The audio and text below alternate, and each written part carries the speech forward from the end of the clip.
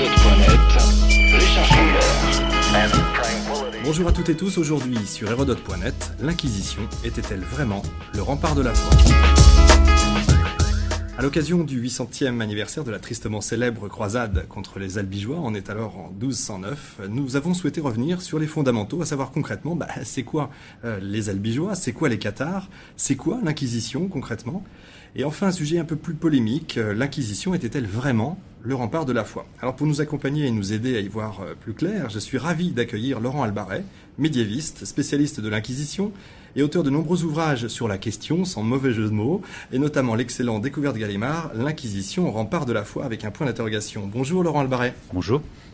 Alors il y a des mots qui font dresser l'oreille, des chasseurs de trésors ou des amateurs de sensationnels, je pense notamment aux Templiers évidemment, mais enfin et surtout les Cathares. Il faut imaginer cette France, parce que on va évidemment se concentrer sur la France, même si on sait qu'ils se sont implantés partout. Cette France de l'an 1000, celle des premiers Capétiens, où on voit s'installer, on va dire, des adeptes d'une nouvelle doctrine. On verra ensemble d'ailleurs s'il faut les appeler sectes ou pas, vous m'arrêtez quand vous voulez, et dont les plus importantes communautés vont perdurer dans le milieu de la France pendant plus de 2 siècles. Alors on a entendu à peu près tout et n'importe quoi sur eux, sur les Cathares. Laurent Albaret, c'était qui ces fameux Cathares, et justement, est-ce qu'ils s'appelaient comme ça ?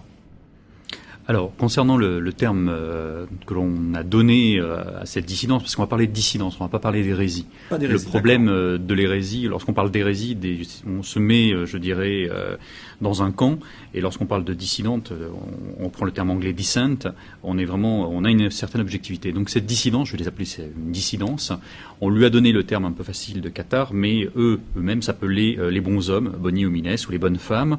On retrouve ce terme assez souvent. On retrouve aussi le terme d'albigeois à partir du XIIe siècle, puisque les premières missions cisterciennes qui se rendent compte qu'il y a des mouvements, on va dire, peu orthodoxes dans le Languedoc, ces mouvements, on va les surnommer albigeois parce que c'est la région d'Albi qui est concernée. Pourquoi ? Parce que justement, ils sont bien dans le midi de la France, il fait chaud, c'est quand même pas uniquement pour cette raison. Pourquoi ils se sont concentrés uniquement là ? Ils se sont concentrés là parce qu'ils ont eu, on va dire, une certaine amitié, une certaine convivialité avec le pouvoir en place, c'est-à-dire les princes du Toulousain, les comtes de Toulouse, mais aussi les vicomtes de Carcassonne et de Narbonne. Et donc l'installation s'est faite, je dirais, presque naturellement. En même temps, le clergé local est un clergé qui n'a pas la main mise sur le territoire. Et c'est véritablement lorsque les cisterciens arrivent pour des missions on va dire, de reconnaissance, se rendre compte... On reviendra tout à l'heure sur les cisterciens, mais... À partir du XIIe siècle, les cisterciens essayent de s'implanter un peu partout dans le territoire, dans le royaume de France et dans les différentes principautés. Et lorsqu'ils arrivent, notamment en 1145, dans la région d'Albi et de Toulouse, ils se heurtent à des gens qui les contredisent, les chahutent, les cisterciens le disent dans leur courrier, ils ont été chahutés, donc ils ont été malmenés physiquement, et on se rend compte qu'il y a une dissidence, il y a des gens qui ne sont pas d'accord et qui reçoivent un soutien plus ou moins tacite des autorités locales. On va revenir un petit peu en arrière. C'est quoi les Cathares, en fait ? Alors les Cathares, on a beaucoup dit sur le catharisme, ou les bons hommes, on a beaucoup dit sur le catharisme et sur les bons hommes. En fait, on en sait peu tout simplement parce que la plupart des sources écrites ont été détruites. Tout ce qu'on sait, c'est que c'est une religion qui croit en deux dieux, le dieu du bien et le dieu du mal. Ce sont des gens qui rejettent complètement les sacrements de l'Église, excepté le baptême, qu'ils n'appellent pas baptême mais consolament, qu'on a appelé en latin consolamentum, et ce sont des gens qui, pour, on va dire, les dignitaires, que là aussi un propre mot, on a appelé les parfaits, mais c'est une mauvaise traduction. Qu'on a appelé après les parfaits. Oui, qu'on a appelé les parfaits dans l'histoire, mais ces dignitaires qui encadrent, entre guillemets, ces fidèles, parce que là non plus ce ne sont pas vraiment des fidèles, il ne faut pas qu'on crée une contre-église, ces gens-là prônent surtout l'abstinence sexuelle et carnée. Donc on est en face, finalement, qu'on comprenne bien, qu'on se mette bien dans le contexte. On est en face, non pas d'une église nouvelle, mais d'un courant de pensée différent, dissident, comme vous dites. Donc là, on ne parle pas du tout d'hérésie. D'ailleurs, c'est quoi une hérésie au Moyen-Âge ? Une hérésie au Moyen-Âge, en fait, le terme hérétique ou hérésie, aérésis en grec, veut dire un autre choix. Et très vite, l'Église va transformer à partir du IVe siècle, à partir du Concile de Nicée, lorsque l'Église de Rome s'impose véritablement. On va prendre le terme hérétique, mais on va le traiter de manière péjorative, on va dire erreur. Et à partir de là, lorsqu'on est dans l'erreur, on n'est pas dans le bon chemin et on peut être poursuivi. Il faut être ramené dans le bon chemin. Il faut bien se mettre dans l'époque. À l'époque, on est chrétien. et on ne peut être que chrétien. Donc ceux qui sont en dehors du christianisme, en dehors de l'orthodoxie romaine définie par le Concile de Nicée, sont des gens qui sont hérétiques, donc qui sont dangereux, sont des marginaux qu'il faut soit ramener dans le droit chemin, soit éliminer. Donc, je reviens à ce que je disais, on est dans cette dissidence, dans ce nouveau courant de pensée, on va dire, quasiment philosophique, entre guillemets, si je suis pas trop... est-ce qu'on peut parler de philosophie ? Oui, rapidement, on peut dire oui, c'est une synthèse. C'est cette nouvelle philosophie qui a essayé de s'implanter peut-être partout, mais ça a mieux marché dans le sud de la France, pour X et Y raisons, comme vous l'avez rappelé tout à l'heure, mais c'est pas c'est pas une religion, cette philosophie, est-ce qu'elle a tendance à vouloir sortir, à faire de nouveaux adeptes, en fait ? Non, pas spécialement. Les cisterciens, lors de leur premier rapport au XIIe siècle et au tout début du XIIIe, vont considérer, et ils le disent eux-mêmes dans leurs écrits, que cette hérésie gangrénait le midi de la France. Mais il n'y a pas de volonté d'expansion de cette philosophie ou de cette religion, entre guillemets. Il y a tout simplement une volonté d'aller à l'encontre de ce que dicte Rome et à l'encontre des dogmes définis par les conciles et de Rome et d'ailleurs. Alors, qu'est-ce qui se passe ? Là, ça dure presque 2 siècles, cette implantation, cette expansion, quand même, quelque part, même s'ils ne cherchent pas de nouveaux adeptes, ça s'étend, visiblement, pour que ça gêne la papauté.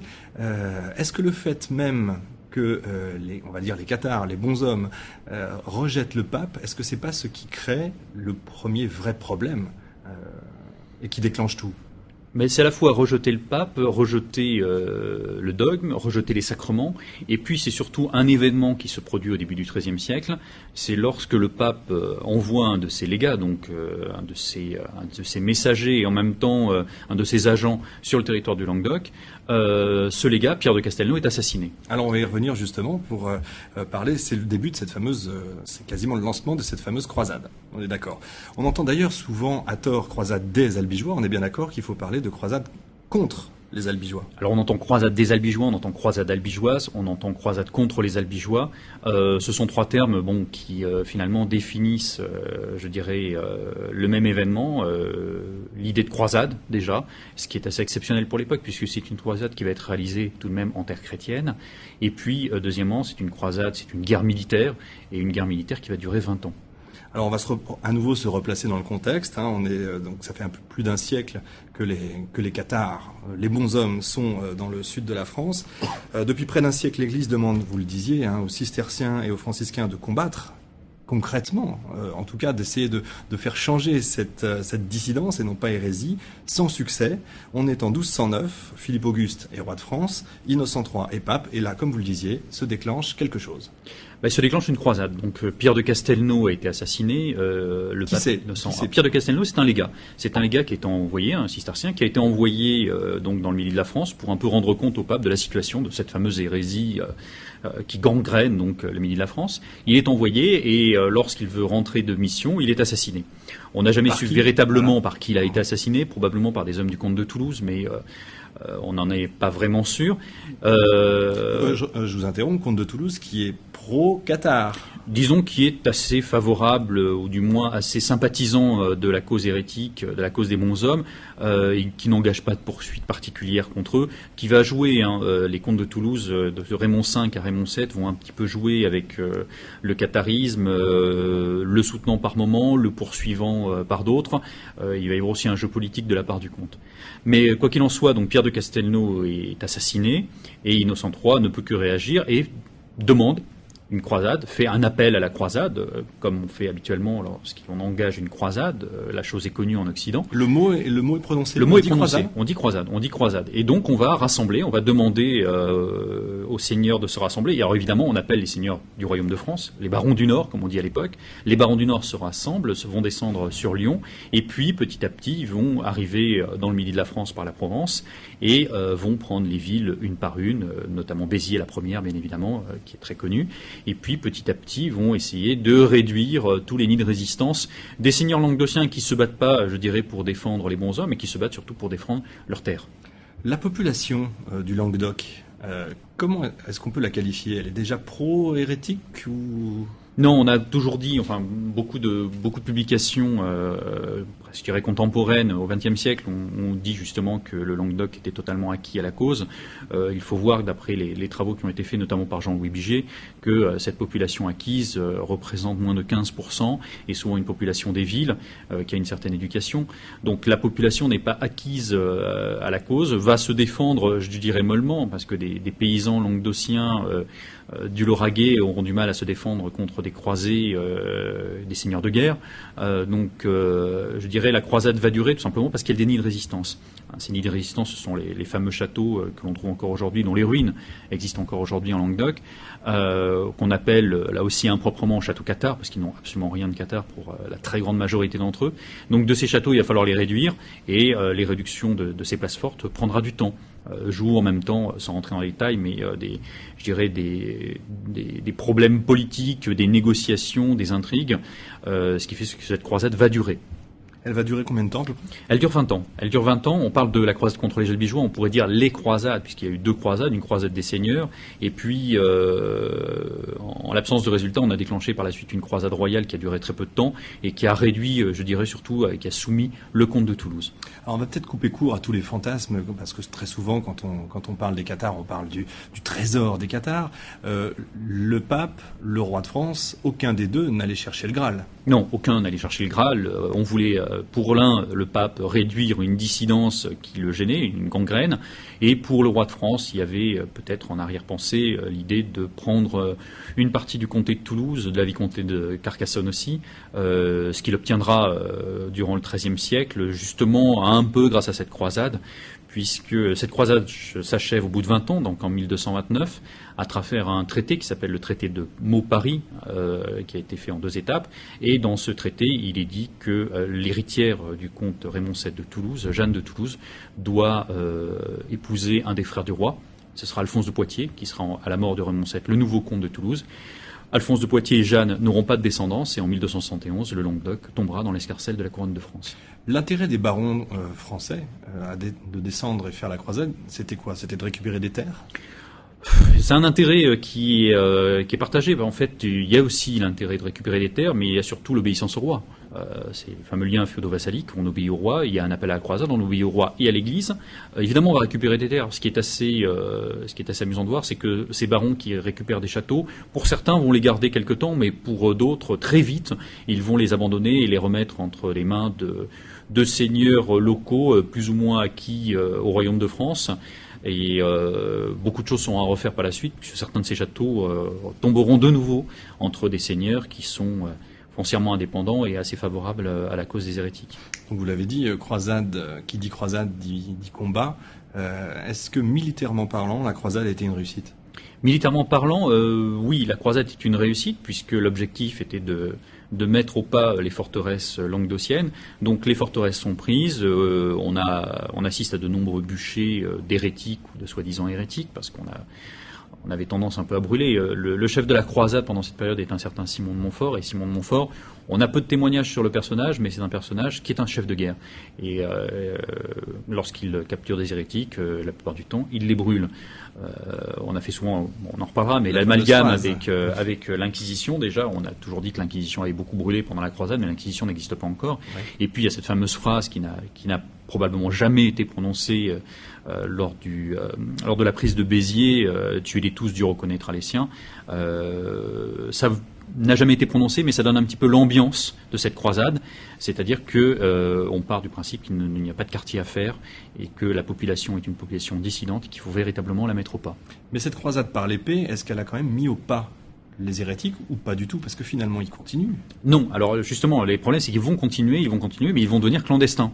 Ils vont tout simplement se cacher, avec évidemment des soutiens de la part de certains seigneurs, mais ils se cachent et ils organisent des réseaux clandestins, ce qui fait qu'en 1229, lorsque le traité de Mauparis signe la soumission du comte de Toulouse, dans la foulée, le concile de Toulouse en novembre 1229, ce concile de Toulouse va tout simplement prendre des mesures contre les hérétiques parce que les hérétiques sont toujours présents, sauf que désormais ils sont dans des réseaux clandestins. D'accord. Alors du coup, avec l'échec, enfin on va dire le demi-échec de l'épée, c'est souvent le cas, c'est la plume qui prend le relais.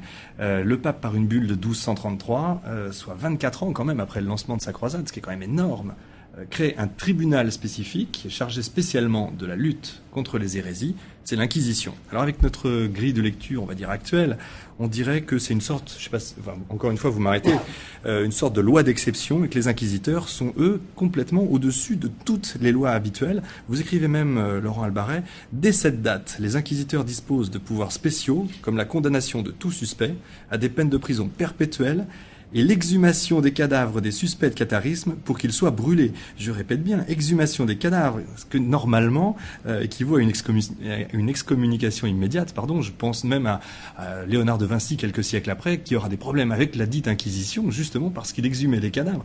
C'est-à-dire, pour faire ses dessins, c'est-à-dire que là, on est au-dessus de toutes les lois. C'est une première dans l'histoire, ça, Laurent Albaret. Oui, on est au-dessus de toutes les lois. Lorsque le pape, alors ce n'est plus Innocent III, c'est Grégoire IX. Innocent III a disparu. Mais lorsque Grégoire IX promulgue cette bulle pour l'Inquisition, c'est véritablement la création d'un tribunal d'exception, vous l'avez dit. C'est un tribunal qui va se mettre au-dessus de tout et qui ne rend compte qu'à la papauté. Donc on va avoir des juges, ce sont des juges pontificaux, délégués directement par le pape, choisis notamment au sein des dominicains. On en retrouve un franciscain en Languedoc, mais en grande majorité ce sont des dominicains. Et ces juges ont tout pouvoir. Et ils ont justement ce fameux pouvoir d'exhumer les cadavres. Alors évidemment, ça choque énormément aujourd'hui, et ça choque aussi à l'époque. Les populations de Toulouse n'ont pas beaucoup apprécié de voir des cadavres de dissidents disparus quelques années précédemment être exhumés et être brûlés en place publique, parce qu'on les exhume, mais aussi on les brûle. Alors évidemment, il va y avoir dans les premiers temps, notamment dans les années 1234-1236, à Toulouse et à Narbonne notamment, d'après ce que nous disent les sources, quelques échauffourées avec les inquisiteurs et avec les dominicains, qui vont être la plupart du temps expulsés un temps de la ville de Toulouse jusqu'en 1237. Alors, il faut nous en dire plus sur cette fameuse Inquisition. Comment ça naît? Comment est-ce qu'on peut créer, comment juridiquement on peut créer quelque chose comme ça? Juridiquement, je dirais que la procédure, elle remonte, il faudrait remonter presque au IVe siècle, au Concile de Nicée, lorsqu'on a commencé à condamner les premiers dissidents. On a commencé par Arius, et puis au fil du temps, et notamment autour de l'an 1000, on a commencé à réfléchir à une procédure judiciaire pour justement éradiquer toute dissidence. Et petit à petit, on a construit des lois répressives, des lois qui au départ prenaient l'excommunication, puis la prison, et puis plus facilement l'exécution lorsque l'hérétique convaincu refusait de revenir dans l'Église, et comme disaient les dominicains, comme le chien, il revient à son vomi. C'est une horreur, c'est une expression de l'époque. C'est une expression de l'époque des dominicains, mais il faut se mettre vraiment dans le contexte. Les dominicains, puisqu'on choisit l'ordre dominicain, c'est pas par hasard, on choisit l'ordre dominicain parce qu'il est déjà implanté en Languedoc. Dominique de Guzman, qui est le fondateur de l'ordre, au tout début de la croisade, quelques années avant la croisade, est passé par le Languedoc et a discuté avec les hérétiques, et on a eu des espèces de disputes, de discussions autour justement des dogmes, et il a réussi à convaincre des hérétiques à revenir au sein de l'Église, et on se dit que ce personnage et les hommes qui l'entourent, les premiers frères dominicains, les premiers frères prêcheurs, puisque c'est un ordre de la parole, c'est l'ordre de la prédication, l'ordre de la parole, ces premiers prêcheurs sont des gens qui sont peut-être capables de convaincre. Et donc on va les utiliser avant la croisade. Pendant la croisade, c'est le temps de l'épée, donc il est hors de question de parler discussion, et après la croisade, on se dit s'il y a un ordre qui peut véritablement s'implanter dans le territoire, mettre en place un tribunal qui soit pas obligatoirement répressif dans un premier temps, mais un tribunal qui puisse pourchasser, juger, entrer dans une certaine répression évidemment, ce sont les dominicains qui sont capables de le faire. Et donc on va chercher les dominicains. Alors, Dominique de Guzman est mort depuis quelques années, ce n'est pas le premier inquisiteur, comme on a tendance à trop souvent le dire, mais les dominicains sont sollicités, répondent présents, puisque pour eux c'est une mission qui leur est donnée par le pape. Évidemment c'est très bon aussi pour l'ordre dominicain. Et donc ces premiers dominicains, je dirais presque, débarquent dans le Midi de la France pour monter ces tribunaux. Au départ, ils n'ont rien, ils ne peuvent s'appuyer sur le petit réseau de couvents dominicains, ce qui fait que très rapidement, on va assimiler inquisiteurs et dominicains, et à chaque fois que l'on tapera, entre guillemets, sur les inquisiteurs, on tapera aussi sur les dominicains. Ils sont vraiment au-dessus des lois, ils sont au-dessus du roi même? Alors, ils sont au-dessus des lois, au-dessus du roi, peut-être pas, puisque dans les règlements et dans les premiers manuels qui vont apparaître, mais à la fin du XIIIe, au début du XIVe siècle, il est bien dit que lorsqu'il est question de poursuivre des personnes de sang royal, on doit prendre beaucoup de précautions. Donc les textes sont assez clairs là-dessus. Mais on n'hésite pas à poursuivre des princes du Toulousain. On n'hésite pas à excommunier à plusieurs reprises Raymond VII de Toulouse. On n'hésite pas à poursuivre le vicomte de Carcassonne. Donc véritablement, il y a une volonté de poursuite et une volonté d'exception. Le tribunal et l'inquisiteur est d'une certaine manière au-dessus de toutes les lois et au-dessus de tous les princes. Du coup, toute inquisition qu'elle soit, j'ai l'impression qu'elle va mettre quand même plus d'un siècle à venir à bout du catharisme. Alors, c'est vrai qu'on a tendance à penser qu'elle va mettre plus d'un siècle à venir à bout. Je pense qu'en une cinquantaine d'années, l'Inquisition s'est installée, s'est professionnalisée. On a 2 tribunaux, un à Toulouse, un à Carcassonne. On a des inquisiteurs, on a une organisation, une administration, des notaires, des greffiers. Il y a des enquêtes qui sont organisées. Le mot inquisition, c'est inquisitio, c'est enquête. Donc, on lance des enquêtes et ces enquêtes vont permettre, je dirais, de contrôler, de quadriller un territoire. Mais il faut voir aussi que la dissidence, à partir des années 1270-1280, a du mal à émerger et surtout à se renouveler. Il n'y a pas de nouveaux courants de pensée, il n'y a pas de meneurs, de leaders au sein de la dissidence des bonshommes, et petit à petit, elle s'effrite. On a les derniers, bonshommes arrêtés au début du XIVe siècle sont des gens qui ne savent même pas lire. Donc qui ont évidemment énormément de difficultés pour s'imposer aux populations et imposer surtout des idées. Alors avec le recul d'aujourd'hui, quand on pense Inquisition, on juge, alors que on a notre grille de lecture à nous, on ne devrait pas évidemment, mais est-ce qu'on peut pas dire quand même qu'elle nous a rendu quelque part pas mal de services? Je pense à Jacques Fournier qui va devenir pape avec Montaillou et l'extraordinaire livre d'Emmanuel Leroy-Ladurie, Montaillou, village occitan. On en sait plus finalement grâce à cette Inquisition sur ce qui se passait à l'époque. Alors Montaillou, c'est un peu un cas particulier. C'est une hérésie atypique, l'hérésie de Montaillou. On est au début, dans le premier quart du XIVe siècle. La chance que l'on a, c'est que Montaillou est tenu par un évêque inquisiteur, qui est Jacques Fournier. Et Jacques Fournier, qui a un petit côté carriériste, va tout prendre en note. En théorie, lors d'un interrogatoire, on ne va retenir que ce qui est intéressant, je dirais, pour le juge, dans le cas de l'Inquisition. Et là, Jacques Fournier va faire prendre en note par son greffier toutes les petites informations, toutes les petites histoires autour de Montaillou. Ces documents vont être conservés non seulement aux archives, je dirais méridionales, détruites à la Révolution certes, mais conservées aux archives méridionales, mais surtout une copie va être faite et se retrouve aux archives pontificales, puisque c'est vrai que Jacques Fournier devient pape sous le nom de Benoît XII. Donc à partir de ce moment-là, on a cette source, et on va un peu trop s'y appuyer. Cette source va être transcrite et traduite par Jean Duvernois, mais c'est surtout Emmanuel Leroy-Ladurie qui va en profiter, si je puis dire, et écrire ce livre, Montaillou, village occitan, qui va un petit peu marquer dans les années 70 l'histoire du Languedoc, puisqu'on est aussi dans la période du Parti national occitan, de cette volonté de l'Occitanie à se sentir indépendante par rapport au Nord et à Paris. Et donc Leroy-Ladurie, par ce livre, alimente, je dirais, cette histoire. Je crois qu'il faut quand même minorer un petit peu la place qu'a Montaillou dans l'histoire de l'hérésie en Languedoc. On a véritablement une hérésie atypique des derniers temps, des derniers instants.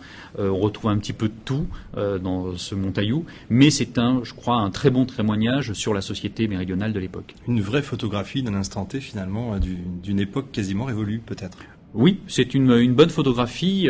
C'est vrai qu'on a plein de petites histoires, parfois même croustillantes, sur ce qui se passe à Montaillou, mais on a surtout le fonctionnement d'un petit village et la place que peut avoir la religion.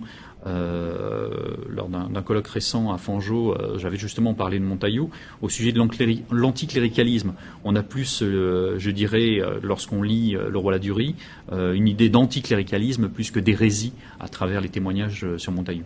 Justement, ça fait une excellente transition avec ce qui va venir, notre dernière partie, celle qui va nous faire sortir de la simple observation des faits maintenant, pour en venir à une interrogation que vous mettez dans votre livre d'ailleurs, en titre « L'Inquisition était-elle vraiment le rempart de la foi ?»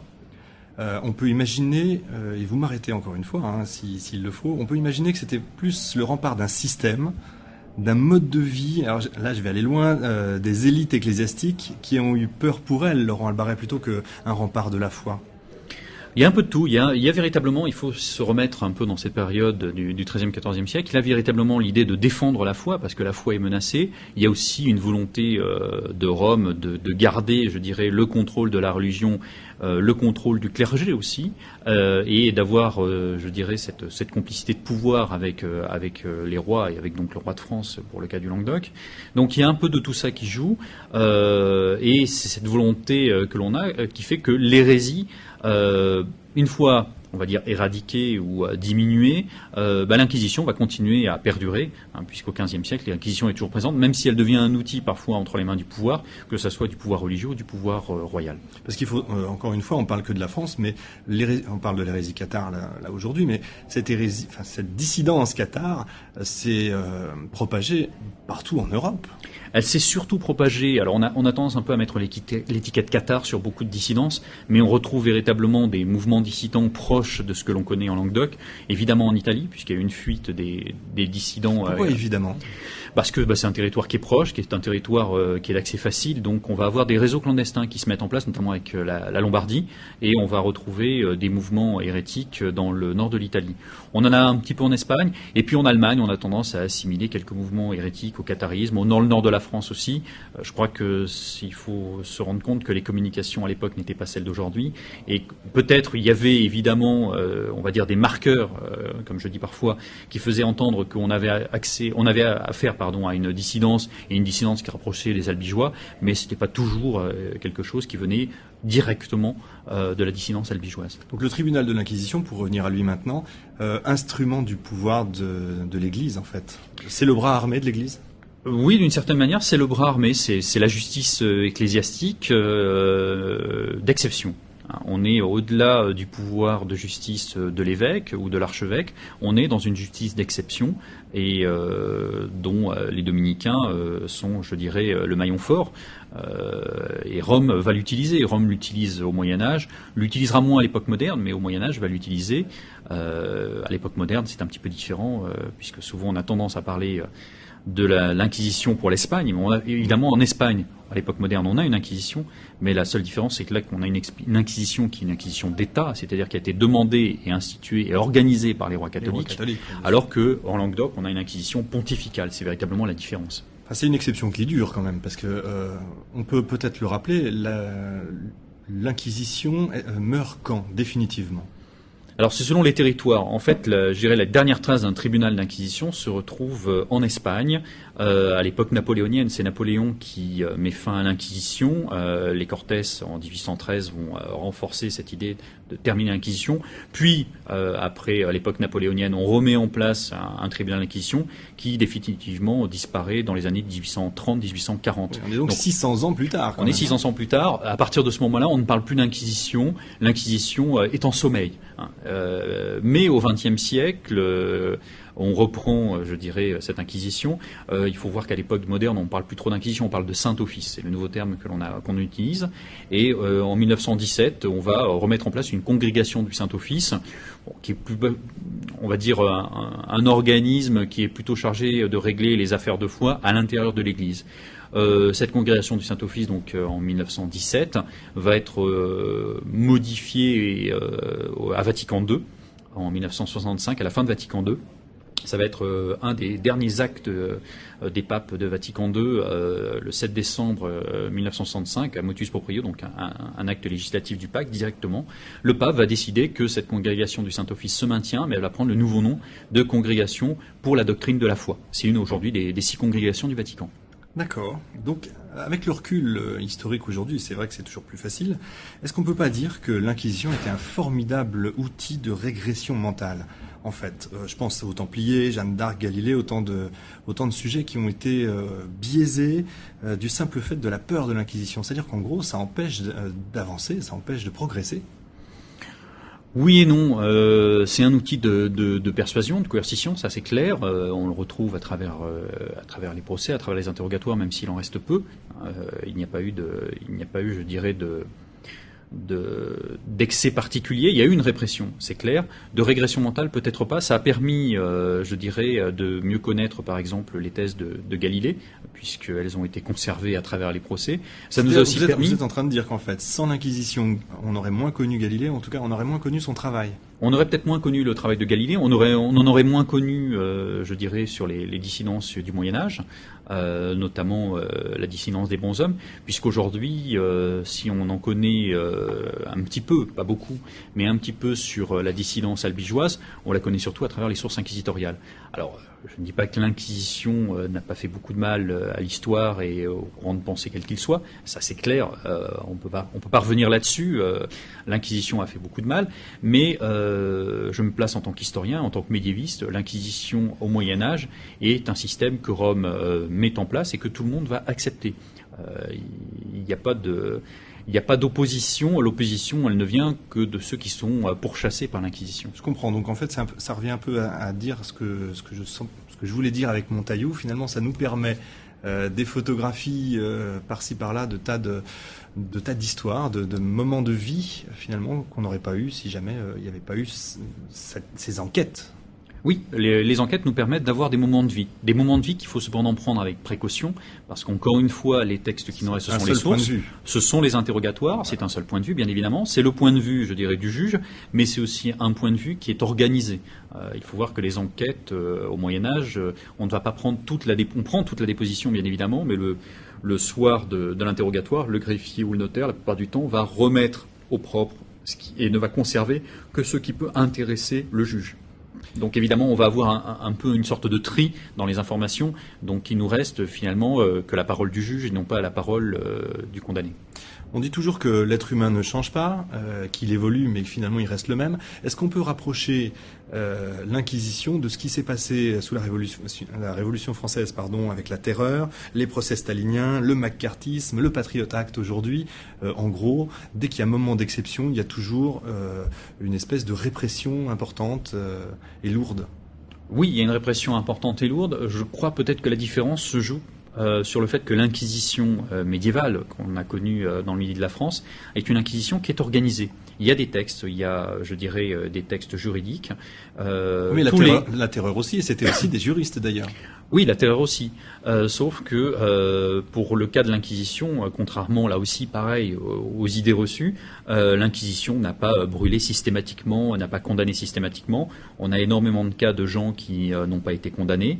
Les bûchers n'ont pas été si violents que ça. Je prendrai juste un exemple, c'est le cas de Bernard Guy. Bernard Guy, on en a entendu parler, bon, on en reparlera. On va en reparler, oui. Avec le nom de la rose. Mais Bernard Guy, qui est un inquisiteur du début du XIVe siècle, Bernard Guy, on a l'intégralité de ses procès. Les sources ont été conservées malgré les destructions de la Révolution, et on a l'intégralité de ses procès. Il a mené 636 procès. Sur 636 procès, il a condamné 40 personnes au bûcher. Alors, on peut toujours dire que c'est 42 trop, mais on n'a pas affaire à l'inquisiteur sanguinaire qu'on croit lire à travers beaucoup d'ouvrages aujourd'hui, qui cherchent plus la polémique qu'autre chose. Vous êtes en train de dire qu'il y a une espèce de légende noire de l'Inquisition ? On en fait peut-être un peu trop? D'une certaine manière, oui, il y a une légende noire de l'Inquisition. En fait, on amalgame un peu trop souvent l'Inquisition médiévale, qui est l'Inquisition donc du Midi de la France, et l'Inquisition d'Espagne, qui, elle, par contre, a connu énormément de bûchers. Torquemada, entre autres, qui était dominicain aussi, mais on brûlait beaucoup plus facilement en Espagne que l'on a brûlé dans le Midi de la France. Est-ce qu'on peut dire, Laurent Albaret, que l'Inquisition a jeté les bases d'une... Alors là, je vais encore une fois aller loin dans la polémique, mais d'une lente érosion... Enfin, comment je pourrais dire? D'une lente érosion de la foi chez les peuples, qu'elle aurait en gros tenu à bout de bras la fin d'un monde, qu'elle l'a fait perdurer pendant 600 à 800 ans, mais que finalement, les peuples avaient envie d'autre chose. Ou est-ce que c'est aller très loin, là? Non, je pense que c'est un peu aller très loin. L'Inquisition n'était qu'un outil. Je dirais, le pouvoir de décision venait de Rome. À l'époque moderne, lorsque Rome tente de s'opposer à la réforme, au protestantisme, le seul moyen, c'est non pas d'utiliser l'Inquisition, mais c'est d'utiliser la parole, parce que l'Inquisition n'a pas lieu d'être à ce moment-là. Et Rome perd je dirais presque d'avance, parce que tout simplement, les protestants ont avec eux un certain nombre de princes, notamment dans les territoires de l'Empire. Et puis, il y a aussi, je dirais, le gros avantage de l'époque, c'est l'imprimerie, et la diffusion des idées va se faire beaucoup plus rapidement. Rome a du mal à lutter, mais l'Inquisition n'est absolument plus concernée ou plus vraiment concernée. Évidemment, on a toujours des inquisiteurs qui sont présents dans les territoires de l'Occident, mais ces inquisiteurs portent juste un titre. Je prendrai là encore juste un exemple du Midi. Jusqu'au début du XVIIIe siècle, on a des inquisiteurs encore à Toulouse et Carcassonne. C'est un titre qui est donné à l'évêque de Toulouse et à l'évêque de Carcassonne. Il le porte parce que voilà, c'est un titre, mais ça s'arrête là. Il n'y a plus de tribunal véritablement ni à Toulouse ni à Carcassonne, et il n'y a plus véritablement de poursuite contre toute dissidence et encore moins contre les protestants. D'accord. Je pose toujours cette question à la fin. Si vous aviez un ou deux films à nous conseiller, je pense évidemment au Nom de la Rose pour essayer d'en savoir plus. Est-ce que le Nom de la Rose, justement, ce serait le plus approprié ?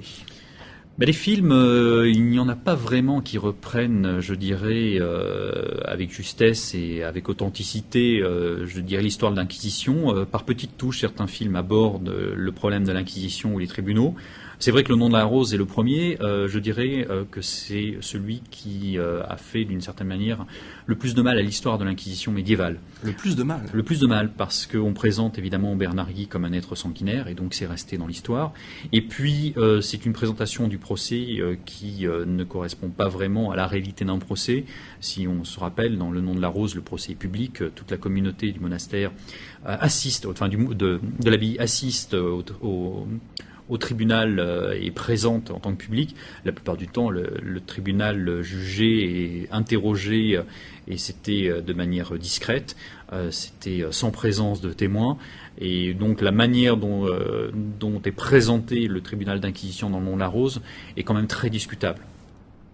Merci beaucoup, Laurent Albaret. Je rappelle votre ouvrage « L'Inquisition, rempart de la foi » avec un point d'interrogation quand même, chez Découverte Gallimard. À très bientôt.